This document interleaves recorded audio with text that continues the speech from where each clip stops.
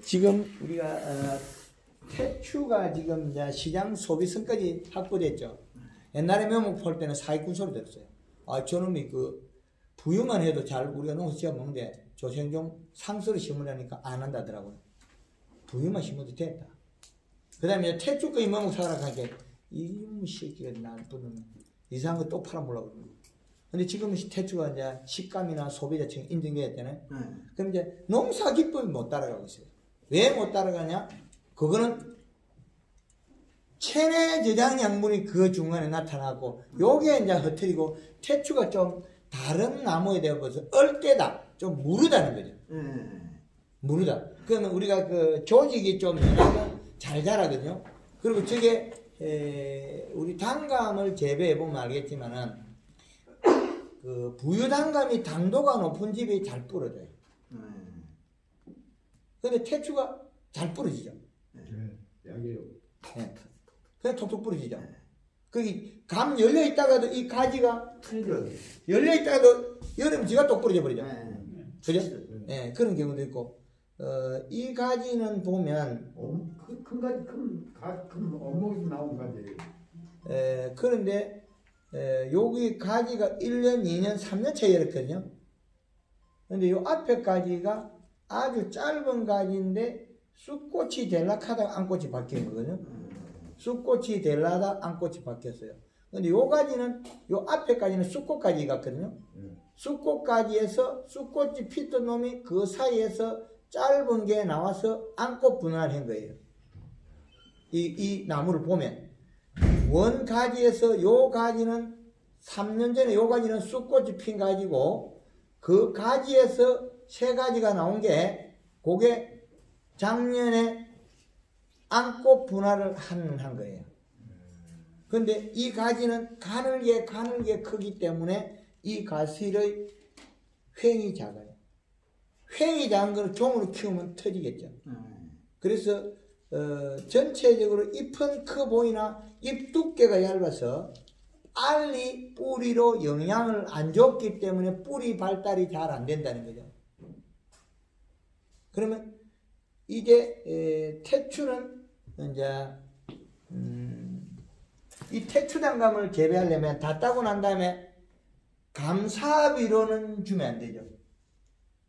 지금 하지 말아야 될 거. 태추에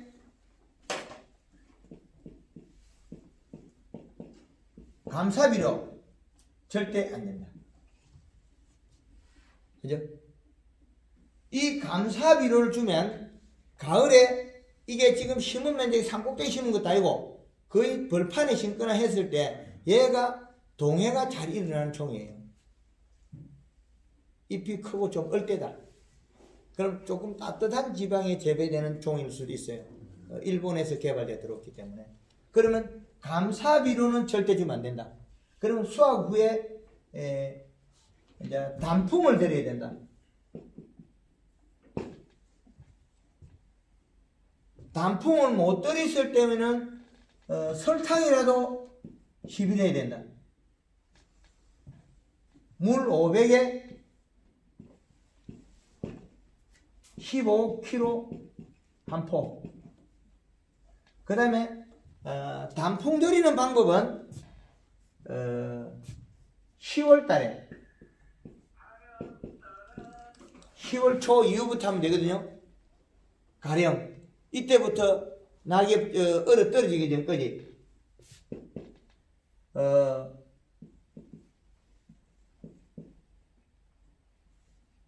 골드 칼라 2리터에 설탕 3kg에 염화가리 10kg. 왜 이때 설탕을 많이 써도 되는데 적게 쓰냐면 영양이 많이 물고 있으면 단풍이 잘 안 들어요. 모아가지고 요거 써야 돼요. 하고 있어요? 네, 요렇게. 골드 칼라 1리터에 설탕 3kg, 염화가리 10kg. 염화가리 10kg 감나무 치락하면 되게 많이 치는 거죠. 10월달 되면 괜찮아요. 멀쩡해요. 근데 지금 10월이잖아요. 그렇죠. 아니 단풍 생각을 안 하고 있는 것인데 벌써 단풍 듭니까? 요렇게 만들면 들죠. 아, 미리 만들어 버려라. 그렇죠. 예. 아까 저희 당과 명목이 단풍이 된다 그랬죠. 예. 빨갛게 만들어요. 완전히 꽃밭을 만들어요. 아, 가만두면 빨갛게 되기는 되대요. 예? 단풍 질 때 빨개져요. 근데 지금 미리 단풍 시켜버려야 돼. 미리 해서 단풍을 들여라. 그래야만이 동해가 안 일어나서 봄에 새순이 나무 몸통에서 허옇게 나오는 거, 노랗게 나오는 거 보셨죠? 그게 겨울에 동해의 탈수 동해. 그래서 이 동작을 하고 나면 이거는 한 번에 안 되면 두세 번까지 해야 됩니다. 짧게 일주일 간격으로 5일 간격으로. 비가 오면 더 빨리 할 수도 있습니다. 그 결국 잎에다 물을 뿌리면 더 빨리 할 수 있다는 거거든요. 이슬이 가을에 많이 오기 때문에 한 5일 간격으로도 해도 됩니다. 이슬. 밤 이슬이 많이 오기 때문에 안개가 많이 끼고 이슬이 많이 오기 때문에 약 며칠만 지나면 비온 역할을 해줘요. 그래서 온도도 낮고 하니까 지온이 온도의 외부 온도가 낮기 때문에 이 정도의 잎이 단단한데 연면십에서 장애가 안 일어납니다. 그러면 이거는 하는 게 쉽겠죠? 그죠? 그리고 지금 요렇게 하고 난 다음에 첫 떨음이 올 때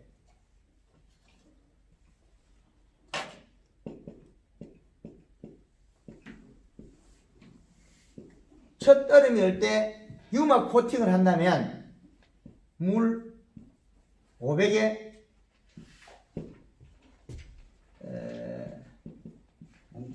식용유 25리터. 예. 퐁퐁 2리터. 약 25리터. 퐁퐁.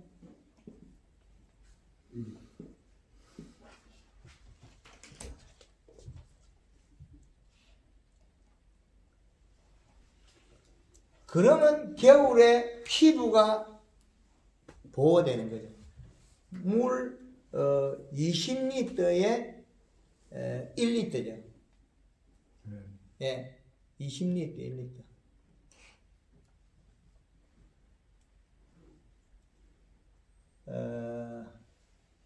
물 20리터, 1리터. 그리고 이렇게 하면 피부가 보호되는 겁니다. 이거는 식용유는 통닭집에 재활용 식용유 쓸 때 깔아앉혀 가지고 안 깔아앉히면 동물성 지방이 떠가지고 좀 뻑뻑한 게 나와요. 그거는 잘못하면 나무에 피해도 됩니다. 깔아앉혀 쓰시고. 새 거 샀으면 식자재 마트 가면 한 26,000원 정도, 6, 7천 할 거예요. 그럼 그걸 갖다가 한 통 반 그렇게 하면 되겠죠. 그렇게 하고 나면 이제 남은 게 이제 봄으로 가죠.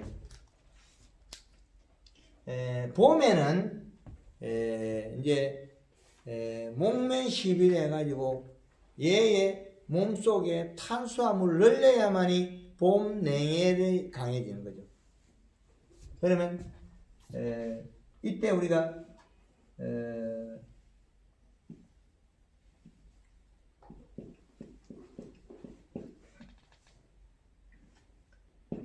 물 500에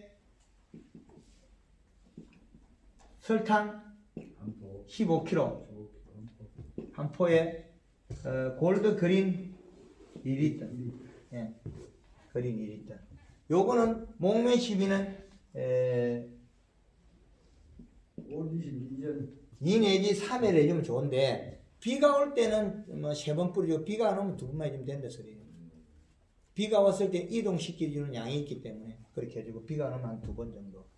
그렇게 하면 요건 어디에서 찾아왔냐면 사과나무가 영주에서 영주에 있는 사과나무가 얼어서 똑같은 나무 도장순이 난 거는 봄에 꽃이 피도 안 열어버리고 도장순이 안 난 나무 있잖아요. 그거는 열고. 그럼 결국에는 이 가을에 한 설탕도 봄에도 써야만이 더 우리는 생육에 좋다는 거예요. 어떤 나무는 멀쩡하게 잘 열잖아요. 같이 추위가 와도.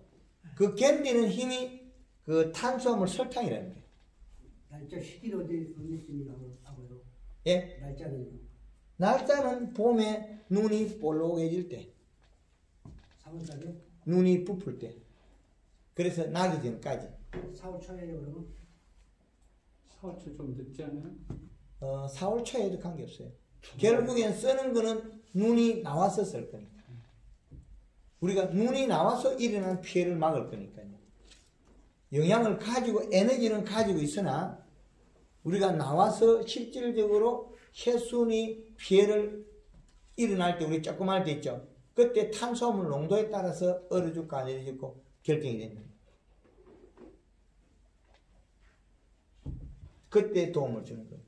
그리고 나면 이제 생육 환경을 바꾸는 거는 우리가 이때 이렇게 하고 나면 비료는 언제 줘야 되느냐? 퇴비하고 비료는 3월 말경에 퇴비는 주면 엮어봐요. 그 다음에 비료는 4월 초에 주면 잎이 나기 전에 주면 제일 허실이 적다는 거예요. 그때 이 시량을 보고 맞추면 좋아요. 내가 작년도에 토양의 비분을 측정해서 얼마를 가졌느냐.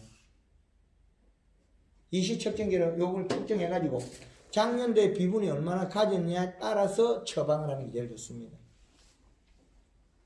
비분. 다음감에서는 봄 이 시량이 1.0에서 약 1.5까지도 괜찮아요. 비분이 많아야 됩니다. 단감 농사에 비분이 작아서 생산량이 감소한 부분이 큽니다. 비분이 너무 적다는 게 우리 농사 짓는데 1.0의 기준을 거의 맞춰주면 정말 좋은데 그걸 다 완벽하게 맞출 수 있는 건 아니고 4월 초경에 우리가 흡수력이 빠르게 NK를 쓰면 된다는 거 있죠. 비료. 그리고 다음에 5월 초에 다시 한번 맞춰주고 너무 한 번에 많이 올리지 말고 약 한 50%에서 60% 양을 먼저 주고 그 다음에 다시 주고 그 다음에 6월 초에 단 한 번의 를 가지고 맞춰놔버립니다. 완성비로. 요렇게 해서 지금 우리 회장님처럼 이렇게 추비를 해가지고 이렇게 장애를 안 일으킬 수 있다는 거예요. 비료는 요렇게 하면 되고 그 다음에 생육에 우리가 이제 목매십이 끝나고 연매십이가 나옵니다. 요게 아주 효율적이고 경제적으로 돈을 많이 벌어주는 거예요.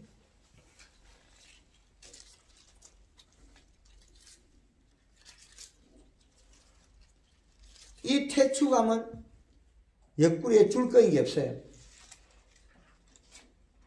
그리고 잎도 큼직큼직 해가지고 요거는 빨리 잎이 커졌기 때문에 꽃을 빨리 벗었다. 그래서 얘는 횡이 작으나 아주 횡이 작아요. 횡은 작으나 높이를 컸으나 빨리 영양을 먹었다. 가지는 안 굵어졌거든요. 그 위에 잎만 큰 거예요. 가지는 안 굵어지고 잎만 큰 거예요. 그래서 관리는 잘하는 건 아닌 것 같은데 그 뒤에 잎에 연면시로 잎은 키운 것 같아요. 잎은 관리 잘한 건 없어요. 잘한 건 없으나 해마다 감은 적당한 사이즈로 되게 돼 있어요. 그러나 잘못하면 태추도 옆구리 줄 거예요. 옆구리. 근데 본질적으로 얘는 흡수를 잘하고 좀 행동이 빠르기 때문에 우리 부유단가보다는 옆구리 줄 거는 적겠죠. 옆구리.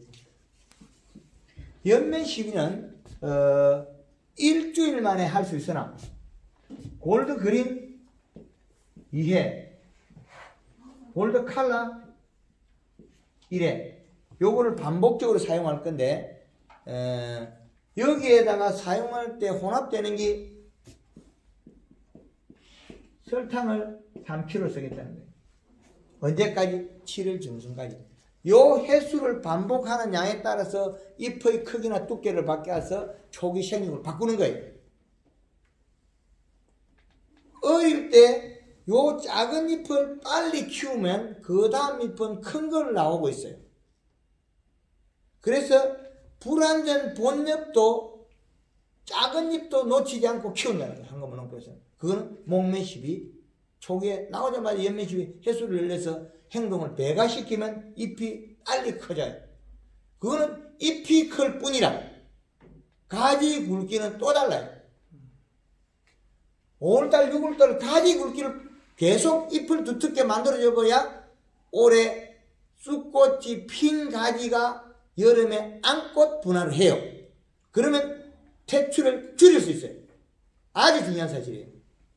그래서 태추가 자꾸 키가 크고 있죠. 가지 잘라버리고 민둥산이 되고 요 방법을 몰라서 그렇게 키우고 있는 거예요. 그거는 풀어내는 방법은 연매시비에는 없어요.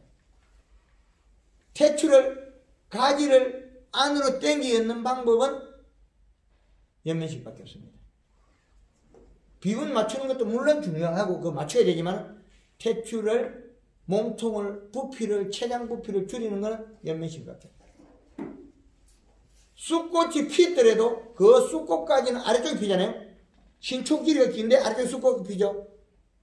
가지 이만큼 밑에 위에 안꽃 피고 밑에 쑥꽃 피죠. 그런 경우 있죠. 그럼 이 쑥꽃까지는 분할을 시키면 체장이 줄어들죠. 나무 부피가.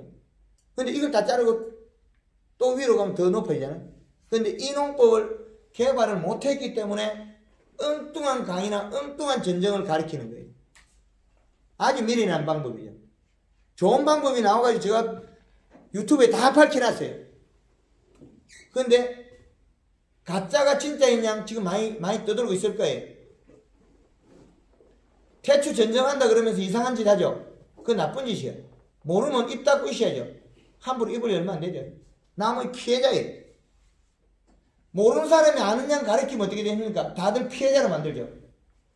그죠? 우리는 양심상 안 하죠. 내가 모르면서 아는 척에 가르치는 거 없잖아요.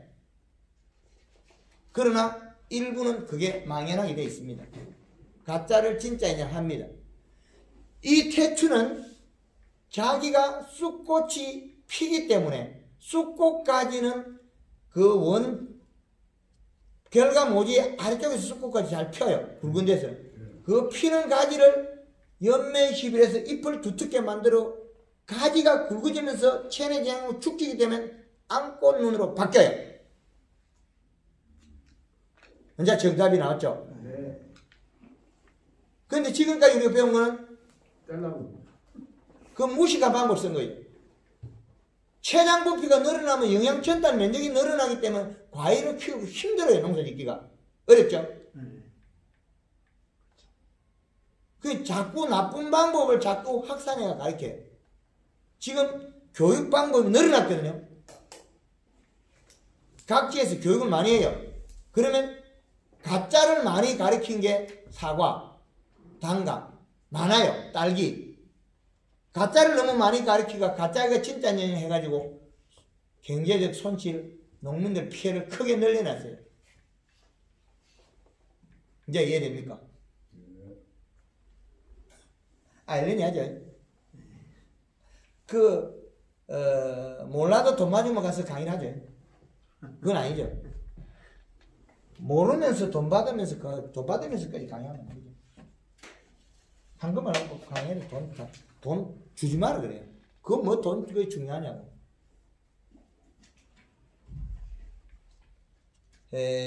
이 감의 횡을 결정하는 것은 잎의 초기, 잎의 크기와 체내 영양분, 이 앞에 요 있는 내용들이 많이 결정해요.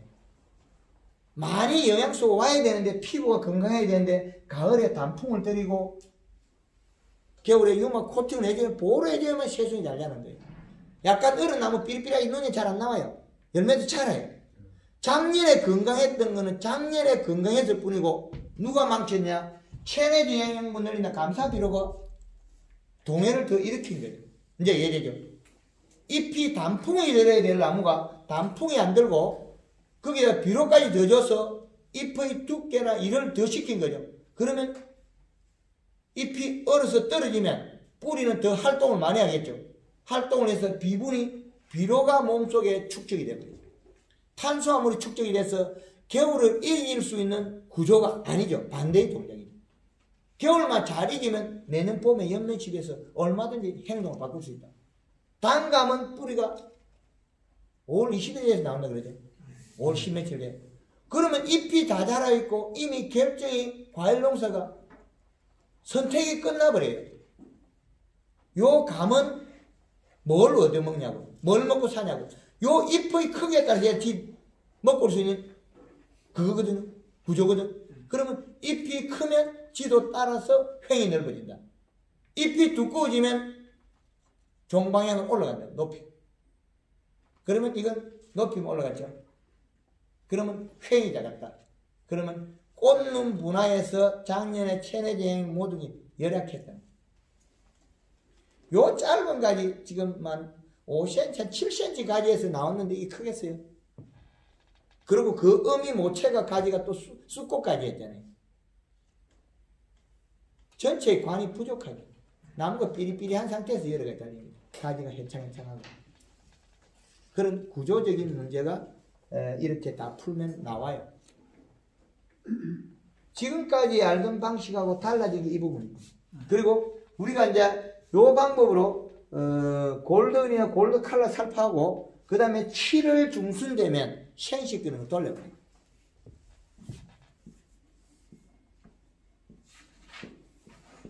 칠월 중순 되면 감이 어느 정도 자라있기 때문에 설탕을 빼버려요. 여기서 설탕이 사라집니다. 꼭 쓰려면 500g 써도 돼요. 설탕이 사라지고 이때부터는 뭐냐면 염화가리가 들어가요.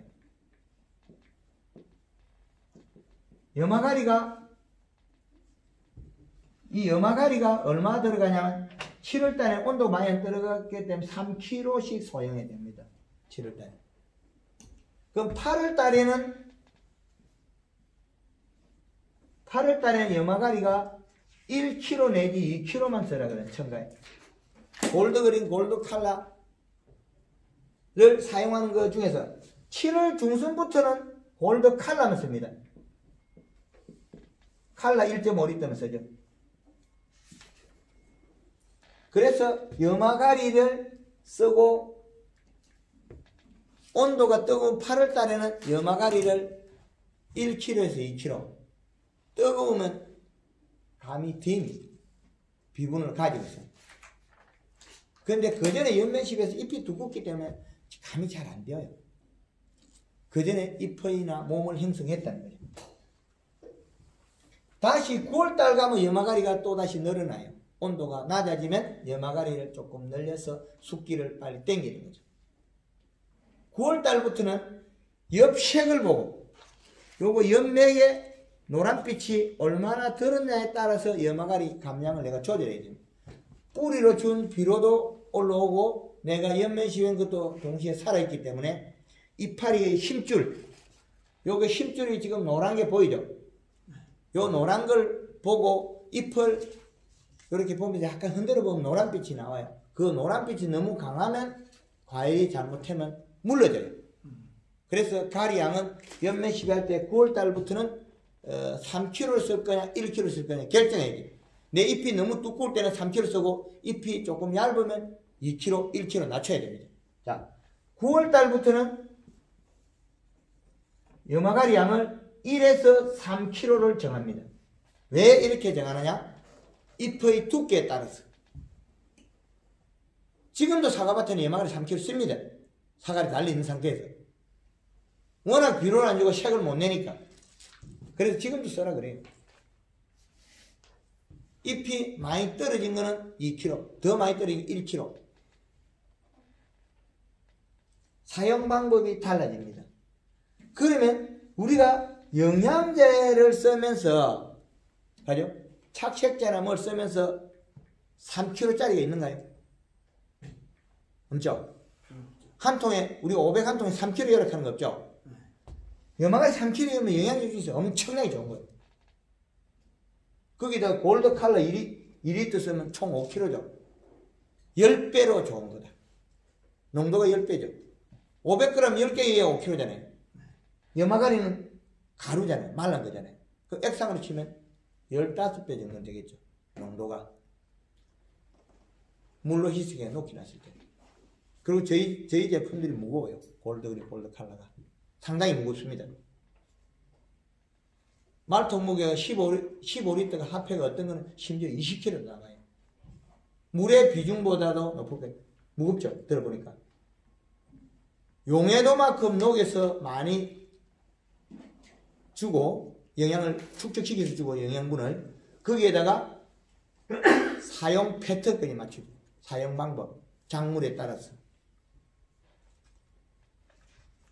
이렇게 하면 자기 스스로의 행동하는 걸 육안으로 판단하면서 키워라는 거죠. 봄에 연면 시비하는 거는 잎이 오므리 새야 돼요. 왜 한꺼번에 놓고 있어? 비 오기 전에 연면 시비하라냐면 비 오면 살 빠진다. 살 빠진다는 말이 자라버리면, 새순이 자라버리면 얇아지가 펴져요. 잎이 펴지가 햇빛을 하루나 이틀 받아보면 멈춰가 안 커요. 그러면 비 오기 전에 먼저 연면시비라면 묻고 살이 쪄서 비가 와서 자라도 아직까지 다 자란 게 아니라 완전히 자라지 않기 때문에 또 더 클 수 있다는 거죠. 그게 연면시비 횟수에 달린 거예요. 이 방법을 익히가 배워보면, 가수원에 가보면 정말 예뻐가지고 정말 신나요. 봄에 가서 해보면. 이게 봉글봉글봉글하게 자라는 거 보면 정말 놀라요. 이게 제가 처음 개발했을 때 정말 감격해서 눈물을 흘렸어요. 간밭에서. 육을 보고, 자라는 모습을 보고. 그걸 하고 난 다음에 그 나무에 가서 조사를 해가지고 4대 공식을 개발해낸 거예요. 그게 평생 걸렸어요.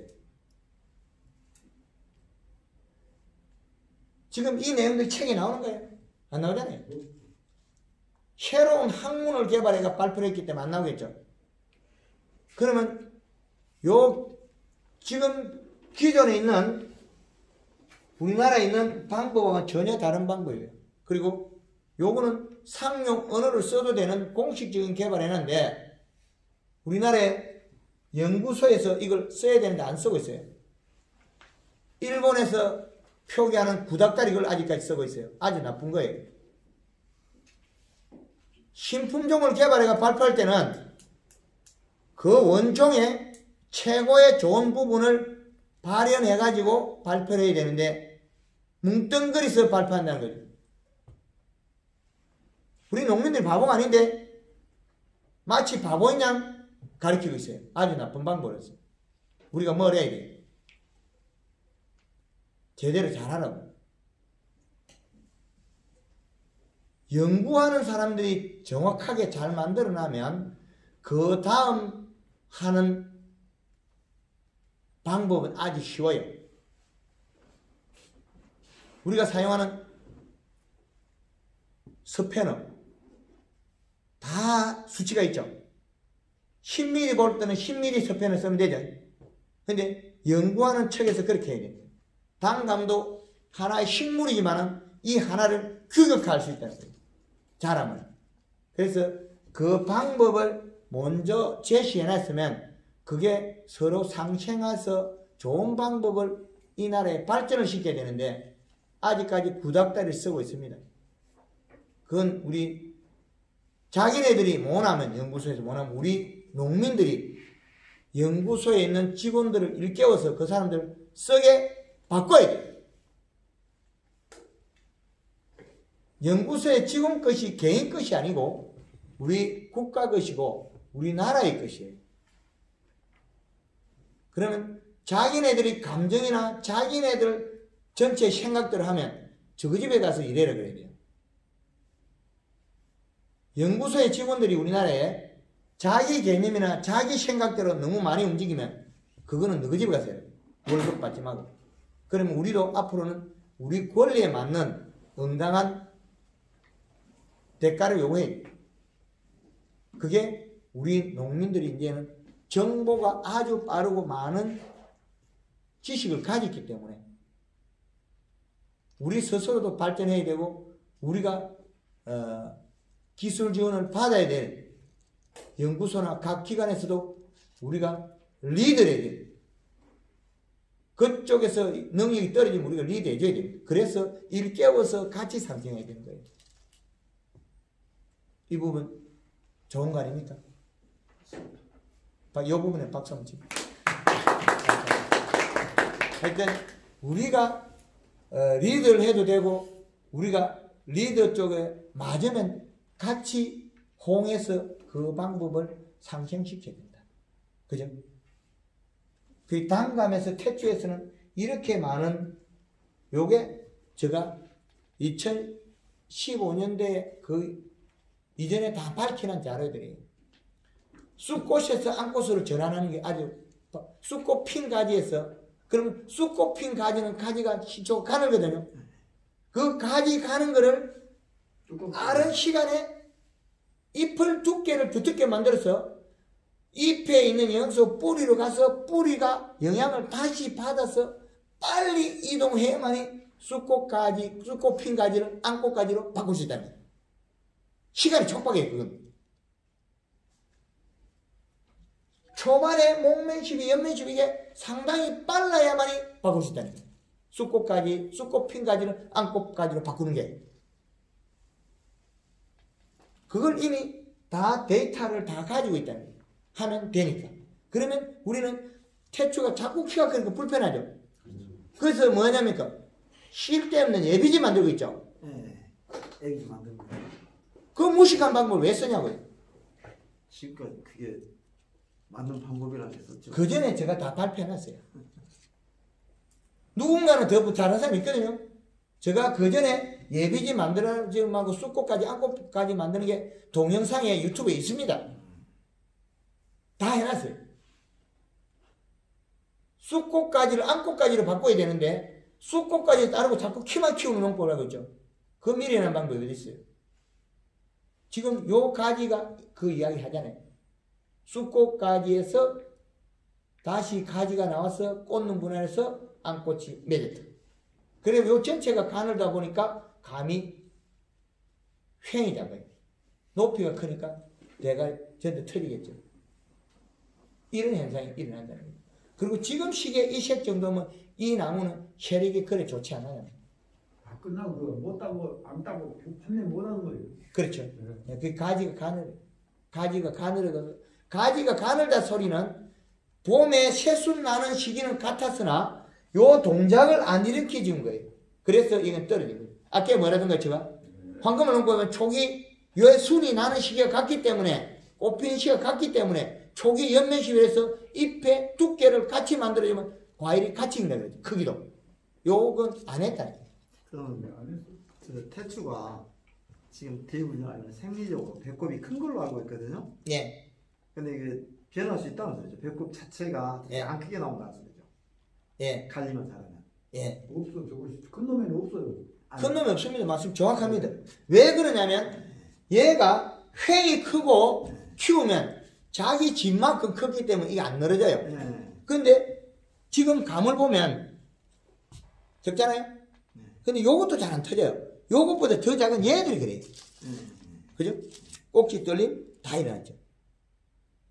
근데 태초는 꼭지 떨림 잘 안 일어나요. 잘 안 일어나죠. 왜 그러냐면 여기 꽃받침 붙은 자리에 사람 똥구멍처럼 주름이 있어요. 대범도 주름이 있어요. 차량도 주름이 있어요. 주름 있는 것들은 여기 늘어지면 되거든요. 근데 부연은 주름이 없어요.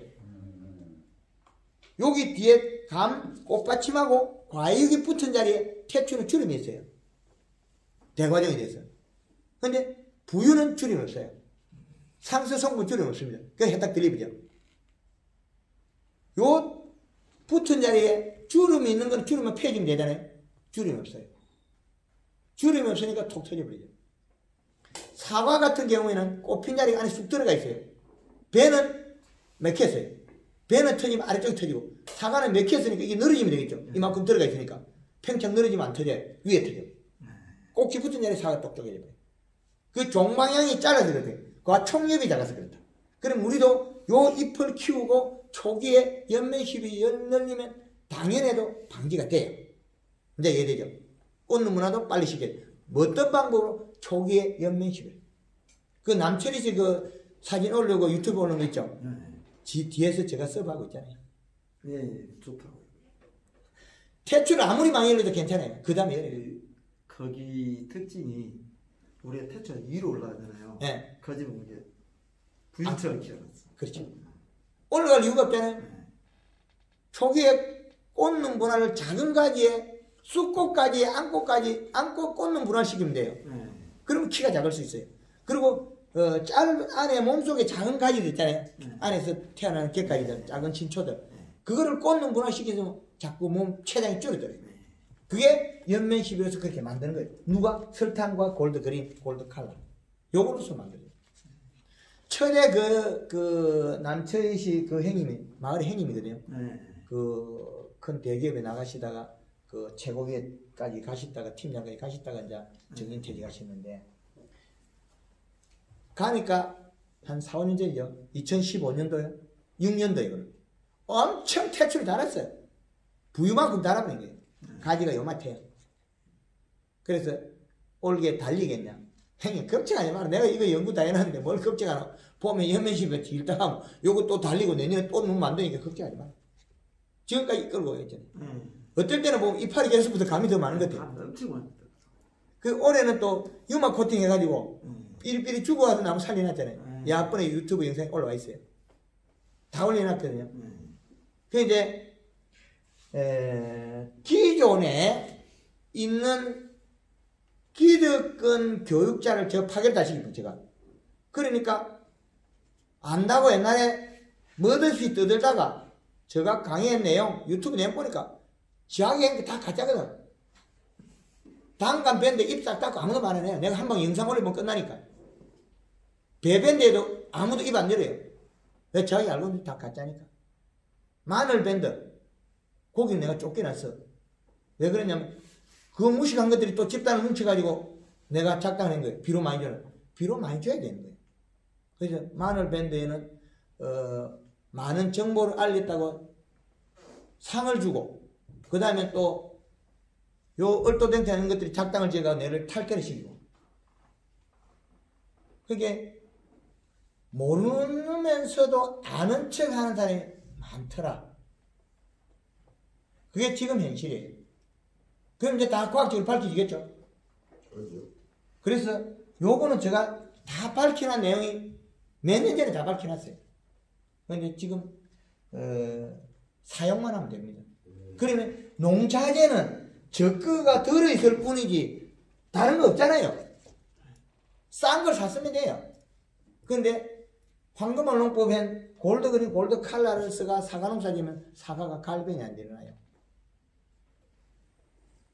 무안의 양파가 돌덩이처럼 단단해가지고 봄에 캐가지고 이듬해 7, 8월 달 돼도 로스가 안 나와요. 단단합니다. 우리 회원들이 양파 모종, 양파 캐가지고 겨울에 뒀다가 봄 되면 순 올라오면 순 잘라 먹고 있어요. 안 썩어요. 하여튼 차원이 다르게 형성되어 있으니까 그리고 농비도 전략되고 완벽하게 기술이 밝혀져 있잖아요. 그래서 좋은 방법을 이제는 활용하면 됩니다. 이제는 제가 많이 뻥을 쳤으니까 이제 질문 받아도 되겠죠? 하나 질문하겠습니다. 예. 비료에 대해서요. 예. 감로 끓는 온도가 20도 돼야만이 활동한다라고 교육 받았거든요. 예. 그러면 4월 초 같으면 20도 안 되잖아요. 온도가. 그래서 합니까? 그리고 그 양을 물론 나무에 따라 틀리겠지만 양을 갖다 좀 알 수 있어요. 이 시량을 측정해 보면요, 요게 토양 이시량이 요 지금 회장님 가진 흙이 0.5란 이시를 가졌거든요. 비분은 0.5라는 이시를 가졌으면 우리가 일정 공이 되려고 하면 0.5가 부족하죠. 그죠? 0.8 정도 올리면 얘가 얼마가 되느냐면 1.3 정도 되거든요. 그럼 100평에 한 포가 0.8 정도 이시를 가져가요. 그럼 100평에 한 포 정도 비료를 뿌려야 된다니까. 100평에. 근데 이거 한 번에 다 맞추지 말고 약 그 한 2번에 맞추는 게 좋을 것 같다는 거예요. 그리고 처음에 낮은 가온에서 이시를 올리면 많이 안 올라가요. 비분이. 이게 영암 지역에 고구마 있지 않습니까? 밭을 50cm를 싹 파가지고 땅 밑에 묻어버리고 쉘 깔아놓은 데 있죠. 거기 가서 측정해보면 한 포를 비로 허친 거는 100평에 한 포가 0.8이 나와요. 이 시간. 200평에 세 포 허친 거는 1.2가 이 시간 나옵니다. 이제 답변이 됐습니까? 요게 답변입니다. 비로 먹어야 됩니다. 이 시를 맞춰줘야 됩니다. 그리고 이 비료가 있다 해도 뿌리가 발육을 만들어주지 않으면 절대 안 먹습니다. 잎이 두꺼워져야 뿌리가 나옵니다. 황금환원법에 연면십에서 물을 뿌리면 뿌리가 탁 튀어나옵니다. 그래서 연면십에서 잎이 자란다고 해서 뿌리가 나오는 게 아니에요. 그런데 사과나 복숭아는 이게 봄에 먹먹팔 때 되면 뿌리 나와요. 늦게 되면 그렇게 나오는데 단감은 잎이 너울너울 나 있어도 묘목에 뿌리 안 나와요. 이 종 자체가 다른 거죠. 종의 행동이 다릅니다. 이 종의 행동이 다르다고요. 그래서 얘는 잎이 나와가지고 감 솟굴 때가 됐는데, 감은 솟구고 있는데 이미 뿌리는 안 나왔으니 아일랜이죠. 그럼 우리는 이파리가 요만한 거, 잎이 니리끼리한 거 땀, 잎 감 솟구면 가을 이만한 거 나오나요? 아니죠. 이파리 너울너울 크고 두꺼운 놈이 가을 이만큼 나오잖아요. 그러면 우리 가져온 이 감이 어릴 때 너울너울 안 했다는 거죠. 그래서 잎이 안 컸기 때문에 행이 작죠. 그럼 이 태추가 역시 마찬가지 똑같거든요. 잎의 크기나 두께가 안 맞았던 거예요. 그럼 뿌리가 없는 놈이 어떻게 할 거예요? 뿌리가 없는 놈이 감을 열고 키워야 되는데 얼마나 보호를 해줘야 되냐. 감사비를 주면 뒤지라고 주는, 감사비를 죽이는 방법 해서는 안 되겠죠. 단풍을 드려요. 체내대장은 자기 잎에 있는 양도 축축시키기가 단풍을 드려요. 더 야물고 단단해야만이 봄에 새순이 나면 왕래가 빨라요. 영양소 이동, 피부가 좋아서. 그래서 이렇게 비료 주는 거라든지 단풍 드리는 거라든지 안 되면 낙엽이 짖으면 이런 방법도 있다는 걸 알려드리는 거예요. 사용을 꼭 하라는 게 아니고 알아서 선택은 본인의 몫이니까. 농사 잘 짓고 못 짓고 내가 돈 벌고 못 벌고 내 몫이지. 여기 와서 강의는 제가 완벽해드릴 수 없어요. 저희 황금환원법 배워가지고 대박난 사람 한둘이 아니에요. 제일 최근에 김천에 하도 젊은 분을 따지니까 제가 전화번호 짠돌이에 나타나. 사과에는 비료 쓰지 마라 그러는데 9월 1일 날 통화하고 통화를 한참 많이 했어요. 비료를 처방했어요. 가르쳐달라. 가르쳐주겠다. 200평에 유한 한 포. 거기가 유한은 빨리 다 먹고 없어질 거니까 단 한 번에 한 포 더. 사과농사 짓는 사람한테 이 방법을 가르치면 사과농사 짓는 사람이 깜짝 놀라죠.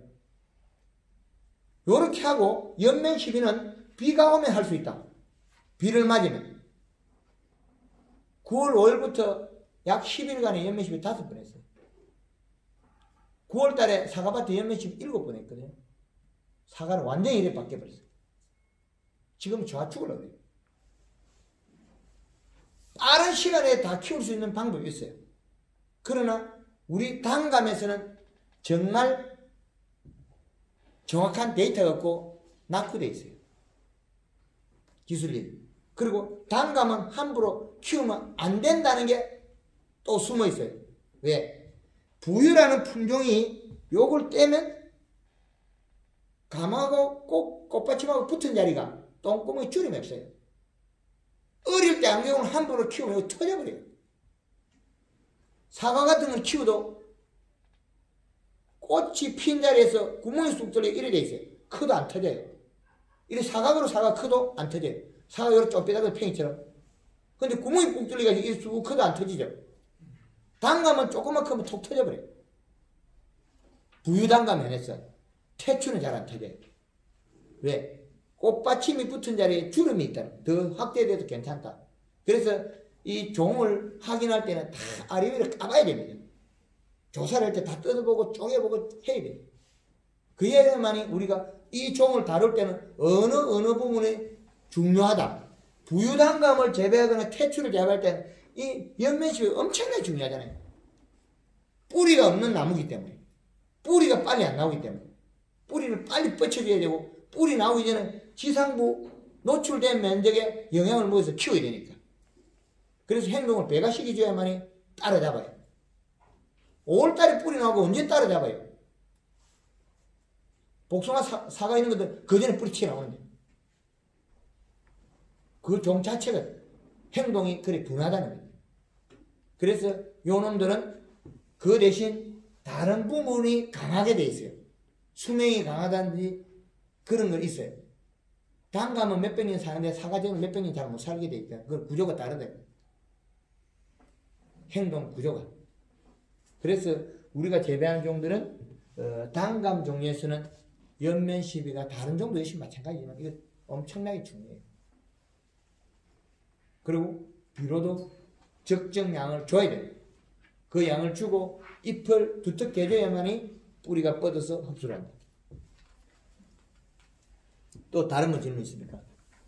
태추의 그 윤문 생기는 거 그게 자세히 설명이 이거 다 있잖아요. 커브만. 연면 시비만 자주 해주면 없어진다. 그리고 가을에 감사비를 주지 말고 지금 가을에 골드 칼라 살포해가지고 그걸 하라는 거죠. 단풍을 드리라. 골드 칼라 이럴 때 설탕 3kg, 염화가루 10kg 이렇게 살포해가지고 단풍을 드리라. 피부로 보호해야 된다. 내년에 그러면 잎에서 뿌리까지 이동이 잘 된다. 그리고 겨울에 유막 코팅을 해라. 요 내용 다 있잖아요. 예. 하여튼 다른 질문 있습니까? 비료는 주로 종류를 어떤 종류? 비료는 줄 때는 기술센터에 그 가져가가지고 토양 분석을 해가지고 그 적정량을 맞춰주죠. 그게 제일 좋습니다. 그리고 퇴비는 주는 거는 토양 유기물 함량을 일정 정도 늘려야만이 식물이 그 땅이 부드러워서 잘 자란다. 여기 퇴비를 주는 시기는요. 우리가 알고 있기는 퇴비를 가을에 주는 걸로 알고 있거든요. 그래서 옛날- 주는 것이 낫은가 아니면 가을에 낙엽 떨어지고 주는 것이 옛날 어른들이 말하던 거예요. 퇴비 비 맞으면 엄청 말하죠. 그것도 첫 국물 비에 맞아 흘러나오는 게 영양가 많더라. 그래서 4월 초에 주라고 퇴비가 있잖아요. 퇴비는 3월 말에서 4월 초에 주라고 나와 있잖아요. 비료도 첫 국물. 퇴비 그거 우라가지고 국물을 내면 뿌리가 쓰잖아요. 잎에다가 퇴비 차해가지고. 그래서 첫 국물 나오는 게 좋다. 그 가을에 미리 흘려내밀려만 하는 거예요. 그 포대기 갖다 놨다 그때 끓으면 되죠. 이제 때 같은. 하여튼 그러면 하나 더 하는 예. 혹시 소생종 서천? 서천도 아니 조금 이렇게 겸유시키면 어떨까요? 요대로 하면 되잖아요. 제일 좋잖아요.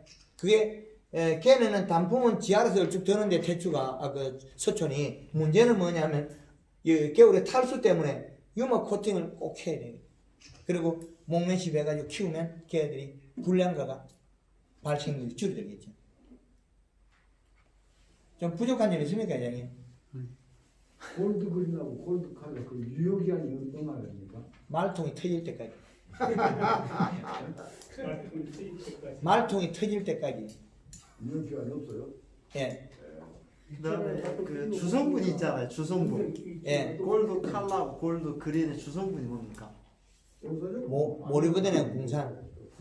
그 외 것들은 기업 비밀 놓고는 평생 걸리는 거 가르쳐 달라고 하면 그거 그러니까 가르쳐. 우리가 칼슘을 치지 않습니까? 예. 그것만 치면 칼슘 안 쳐도 됩니까?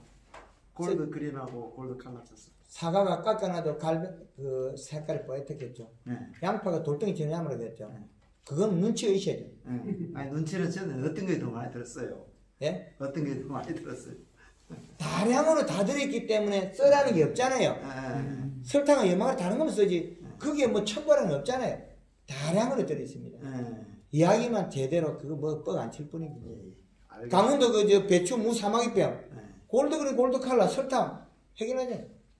그런 것도 해결하는데 뭐 이게 우리 그 다른 것들로 와서 그 무안에 여기 양파 법인인데 아마 그 했으면 제가 기술 전파하겠습니다. 양파 육매에 골드그린 골드칼라에 설탕 쓰면 짱짱합니다. 그리고 심어놓고 심기 전에는 연면십에 잎을 살을 쪄야 뿌리 내리거든요. 그리고 연면십에서 잘 키우고 마지막에는 설탕 농도를 더 진하게 해서 잎에다가 연면십에서 몸속에 탄수화물, 설탕물을 높여놓으면 겨울에 작게 말라요. 작게 마르면 빨리 크게. 쑥다만이 안 나옵니다. 봄에 쑥양파 나오는 게 암꽃이 핀 거거든요. 그러면 이게 많이 마르면 마를수록 얘가 둥글다. 둥글면 내 몸에 영양이 많다. 영양이 많으면 꽃는 분할해가 꽃을 피워도 된다. 우리가 보는 게 못 쓰는 놈이라고 쓴 놈이라고 그러잖아요. 그게 암꽃이 핀 거기 때문에 암놈이에요. 근데 암꽃 분할을 안 시키려고 하면 겨울에 잎을 안 말려야 돼요. 안 말리는 건 설탕이 주 역할을 한다. 영양과 설탕.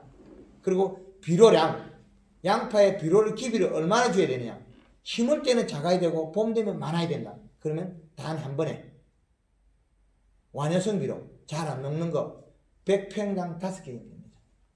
그럼 할 필요 없거든요. 그것만 하면. 그것만 하면요 안 하는 게 아니고 봄에 가서 요걸 측정해보고 또 쓰면 됩니다.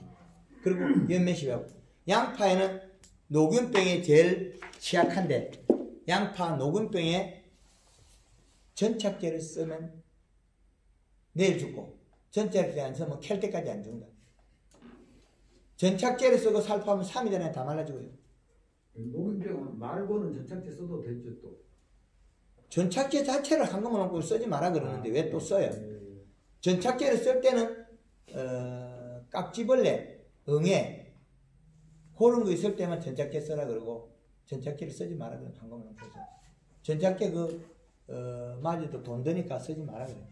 안 쓰면 양파 녹균병이 치유가 됩니다.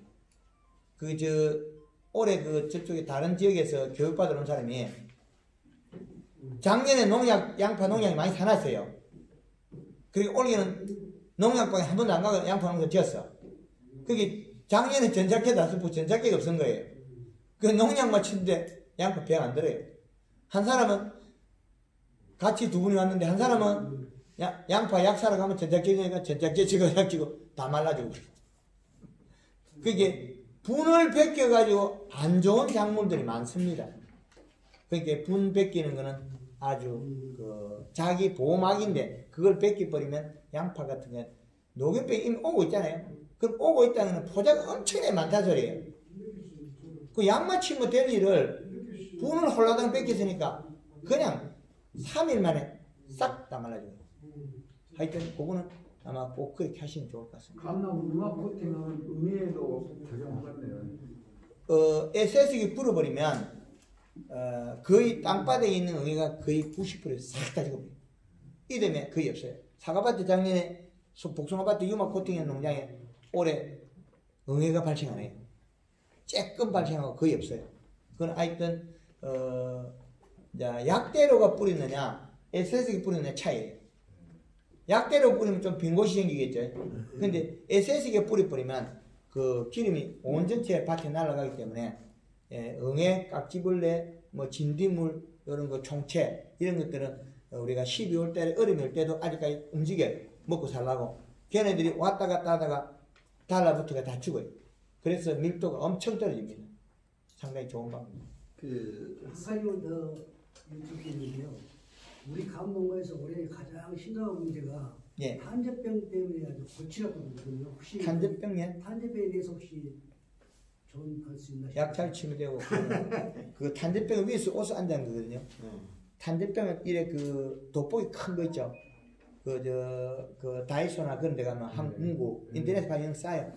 이래 확대해 보면 온 게 보여요. 단감은 가을에 익으면 껍질이 두꺼워지고 사과는 입으면 껍질이 얇아져요.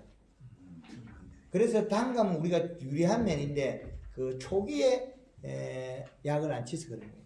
올해는. 그럼 잎이 껍질이 두꺼워지고 난 다음에 탄저병이 잘 못 들어가요. 근데 사과는 홍로 같은 경우 익을 때가 8월달, 9월달 그때 있거든요. 그때 태풍에 비가 많이 오잖아요. 그럼 껍질이 얇아져서 잘 들어가요. 껍질이 얇아졌으니까 앉아가지고 탄저가 잘 뚫고 들어가요. 근데 단감은 비가 오고 나서 한 9월달에 이때 한번 비춰보면 놀랄 만큼 탄저병이 앉아있어요. 새카맣게 앉아있어요. 얼음처럼. 근데 저게 병이 다 들겠다 싶은데 못 뚫고 들어가니 우리 방제를 하기 때문에 껍질이 단단하기 때문에 괜찮아요. 문제는 앞으로 이제 태추가 취약해지겠죠. 태추가 빨리 그가 껍질이 얇아지잖아. 그러면 태추가 앞으로는 탄저에 제일 취약해질 가능성이 많죠. 근데 감에 대해서 감 자체가 문제가 아니라요. 나무 자체의 탄저병 때문에 지금 골치를 아프고 있어요. 감 자체도 물론 있지만은 그렇게 될까요? 예. 엔진 톱으로 수술해.